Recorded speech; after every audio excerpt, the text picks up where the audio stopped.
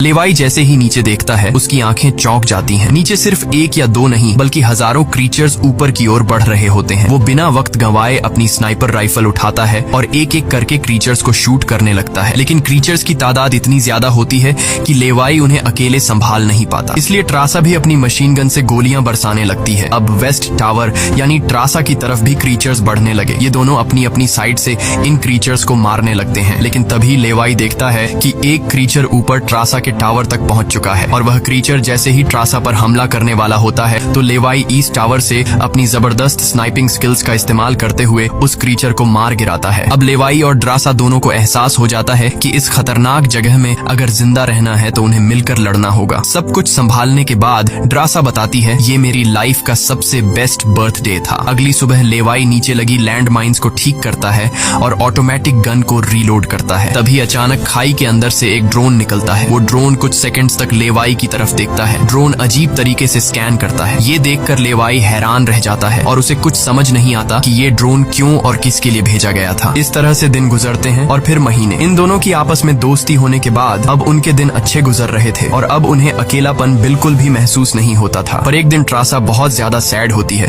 क्योंकि आज 14 फेब था और उसे याद आता है कि उसके फादर ने कहा था कि अगर कैंसर की वजह से आने वाले कुछ दिनों में नहीं मरा तो वो 14 फेब के दिन खुद को मार दे।